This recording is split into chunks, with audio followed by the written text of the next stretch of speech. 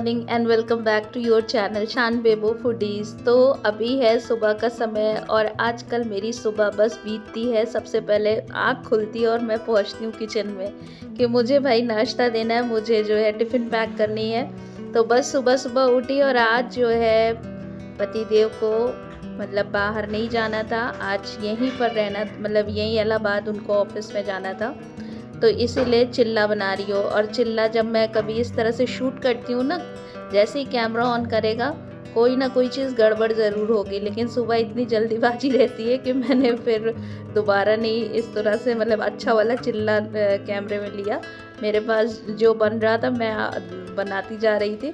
तो बस हस्बैंड के लिए चिल्ला बना रही हूँ और चिल्ले के साथ चटनी दिया था, दही दिया था और यही खा के वो गए थे। और ये बेबो के कुछ सॉफ्ट टॉयज़ हैं जो बेबो ऐसे ऐसे बना के रख देती है और बड़े अच्छे लगते, बड़े रियल टाइप के दिखते हैं कि कितना प्यारा सा मंकी है, डॉगी को पकड़ के बैठा हुआ है। और बस फिर घर की साफ़ सफाई पूरा काम करने के बाद नहा धो करके भगवान की पूजा की। और चिल्ले थोड़े से ज़्यादा बने थे तो बच्चों ने अपना खा लिया था। शान को मैंने कहा ये गद्दा ज़रा सा जाओ धूप पे डालाओ, क्योंकि एसी लगी थी तो थोड़ा सा गंदा गंदा धूल धूल हो गई थी। मैंने कहा डालाओ धूप में। नहाने के बाद फिर अब दूसरी मीटिंग का देखिए नाश्ता बन रहा है, वो है पोहा, क्योंकि अब बच्चों की डिमांड पे बनेगा पोहा। गर्मी की छुट्टी तो पूरी ऐसे लग रही है जैसे किचन में ही बीत रही है, क्योंकि बच्चे भी थोड़े से मस्त मतलब कि घर पे रहते हैं तो कहते हैं ये बना दीजिए वो बना दीजिए, और ठीक भी है। थोड़ा सा बच्चे गर्मी की छुट्टी में ही तो खा लेते हैं और हम लोग तो मतलब कि और कहीं जाना तो है नहीं, तो घर में ही अच्छा अच्छा बनाओ और अच्छा खाओ, बस यही हम लोग का इस समय चल रहा है। तो बस पोहा की तैयारी करी, टमाटर प्याज डाला और बच्चों के लिए थोड़े मसाले वसाले डाल करके हल्दी नमक डाला। उसके बाद पोहा डाल दिया और फिर उसमें थोड़ा सा लास्ट में नमक और थोड़ा सा नींबू डाला। तो पोहा मेरे यहाँ सभी लोग बहुत पसंद करते हैं, बस मूंगफली मत डालिए, और मुझे मूंगफली बहुत अच्छी लगती है। तो आज तो बहुत थोड़ी सी मूंगफली थी तो मैंने साथ में ही डाल दी थी, मैंने कहा कि नहीं डाल दे रहे हैं। बस पोहा थोड़ा सा मेरी मम्मी को कम पसंद है, बाकी सब लोग पसंद करते हैं। लेकिन मम्मी कोई चीज़ ऐसी नहीं है कि नहीं पसंद करती तो बिल्कुल खाएंगी नहीं, ऐसा कुछ नहीं है। जो भी बना दो वो पसंद करती हैं। तो बस पोहा बना दिया और पोहा पूरे घर में सबको दिया जा, मतलब सभी लोग खाते हैं, स्पेशली ईशू बहुत पसंद करता है तो सबको पोहा वहा दिया। और उसके बाद जो है और मम्मी नहा धो करके थोड़ा सा लेटी हुई थी तो मम्मी को भी दिया और बेबो से कह दिया बेबो दादी को बस जगा दो। और फिर दादी ने भी अपना नाश्ता वाश्ता किया और उसके बाद फिर सबको देने के बाद फिर किचन साफ़। और अभी खाना दिन का बचा हुआ है, खाना तो अभी मतलब कि बनना ही बनना है। मेरे यहाँ ये नियम है कि चाहे कितना भी लेट क्यों ना हो जाए बट खाना ज़रूर बनेगा। नाश्ता चाहे अगर 12-1 बजे भी हो गया अगर लेट से तो भी कोई फ़र्क नहीं है, आपको खाना तो बनाना ही है। और नाश्ता चाहे कितना भी हैवी क्यों ना हो, तो अभी खाना भी बनाना है, दाल और चावल बनाऊंगी। और ये कुछ घड़े मेरे पास बहुत सारे रखे हुए थे क्योंकि मेरे यहाँ नवरात्रि का पाठ बैठा जाता है हर नवरात्र में, और हर नवरात्र में ये घड़े आते हैं, कलश की स्थापना होती है। तो बहुत सारे इकट्ठे हो गए थे और समझ में नहीं आता इनको क्या करूं। तो फिर ये मैंने हम और ईशू ने मिल करके इसके पूरे छेद किए और इसको फिर कलर कर दिया रेड कलर से। मेरे पास रेड कलर तो बहुत मतलब कि डिब्बा बड़ा वाला मंगवाया था, तो मैंने कहा रेड कलर से ही कर देते हैं पूरा। और रेड कलर से पूरा पेंट करने के बाद फिर इसको सूखने के लिए रख दिया था। और इसमें छोटे छोटे कुछ भी पौधे लगा देंगे तो ये थोड़ा सा मतलब कि बढ़िया लगेंगे। और गर्मी की छुट्टी में क्या किया जाए, बच्चों को लेकर के यही छोटे छोटे काम करते रहो तो गर्मी की छुट्टी भी बीत जाती है और एक तरह से अपने आप को बिज़ी भी रखने का ये सब कारण होता है। अपने आप को बिज़ी रखना बहुत बड़ी चीज़ होती है और बहुत ज़रूरी होती है, क्योंकि अगर आप बिज़ी नहीं हैं तो आपका खाली दिमाग दुनिया भर की इधर उधर की बातें सोचता रहेगा और आपका मूड ख़राब होता रहेगा। दुनिया से आपको शिकायतें होंगी, लोगों से आपकी शिकायतें होंगी, इसीलिए अपने आप को इतना बिज़ी कर लो कि किसी भी बात का फ़र्क ना पड़े। और आप अपना बिज़ी रहोगे तो आपका मन लगा रहेगा, सबसे बड़ी बात नेगेटिव आप नहीं होगे। मेरा मेरा मुझे अब यही मुझे लगता है, और मेरा जो व्लॉग बनाने का सबसे बड़ा जो रीज़न है वो बस यही है कि मैं किसी तरह से भी अपने आप को बिज़ी रखना चाहती हूँ, ताकि मेरा दिमाग बस इन सब कामों में लगे और मैं कुछ करती भी रहूँ। भाई वीडियो शूट करती हूँ, मतलब कुछ बनाती हूँ तो कुछ अच्छा करने का भी लगता है, तभी उसको शूट करूँ। तो इस तरह से कुछ काम करने का मन भी लगा रहता है, और दूसरी चीज़ कि फ़ालतू चीज़ें सोचने या फ़ोन पे बातें करने का मन बिल्कुल हट जाता है, और धीरे-धीरे फिर आप अपने आप को इतना चेंज पाओगे अपनी लाइफ़ में कि फिर आपको लगेगा कि हाँ, ये ज़्यादा अच्छा है।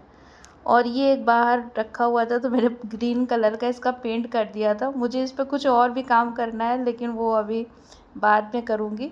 तो थोड़ा-सा रखा था ग्रीन पेंट, तो मैंने उसको भी कर दिया था पेंट। आजकल पेंटिंग बहुत कर रही हूँ।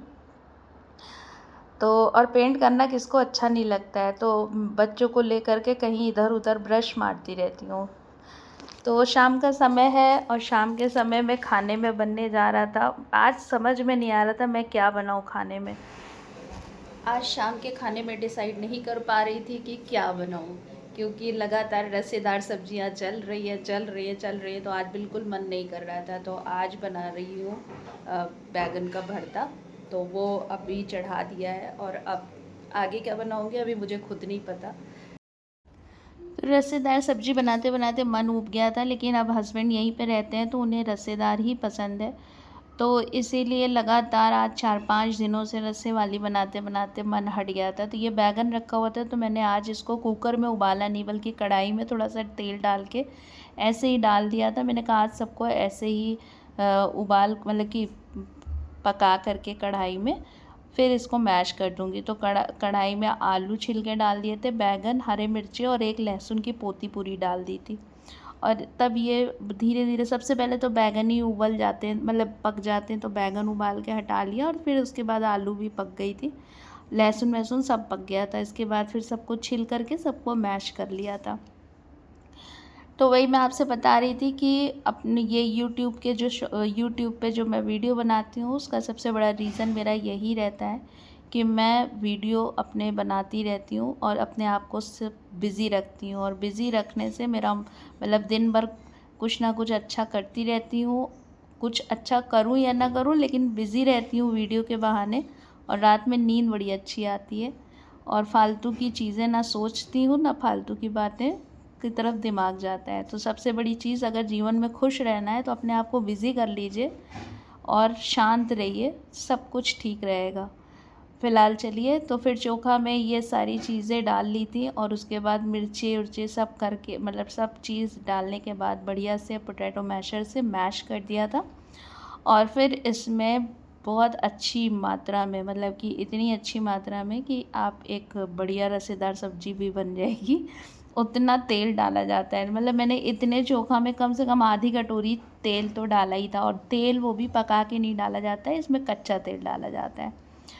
और आटा फिर मैंने गूँथ लिया था, और छोटी-छोटी लोई मतलब टाइप की बना करके आज इसको तावे पे मैं सेकूँगी। तो थोड़ा-सा बाटी टाइप की बनेगी। पहले सोचा था कंडे जला लूँ, लेकिन गर्मी इतनी ज़्यादा थी ना कि फिर लगा कि अरे जाने दो भाई, ऐसे ही इतना बिना कुछ चीज़ जलाए इतनी तपिश हो रही है, कंडे जला लेंगे तो अच्छे से भून जाएंगे। पहले हम ही लोग, बैगन तो बाद में भुनेगा। इसीलिए पहले अभी थोड़ा जब ठंडा होगा, मौसम थोड़ा बदलेगा, तब जाके कंडे वंडे जलाऊंगी। तो ये तावे पे मैंने बिल्कुल आँच को धीमा करके ऐसे ही रख दिया था ढक करके, और ये धीरे धीरे पकेगी। तो इस तरह से हर बार वैसे मैं बाटी उबाल के बनाती हूँ, आज मैं ऐसे खाली बाटी, और इसके अंदर मैंने सत्तू वत्तू नहीं भरा था, ऐसे ही खाली थी। टमाटर रह गया था, मैं टमाटर भूल गई थी, तो टमाटर फिर जब चोखा बनाने लगी तो मैंने कहा कुछ लाल लाल की कमी दिख रही, तब समझ में आया कि अरे मैंने टमाटर तो भुना ही नहीं। तो फिर से फिर टमाटर को भुना, उसको कढ़ाई में डाल करके, और फिर वो भुन गया था, तो फिर उसको भी चोखे में मैश कर दिया था।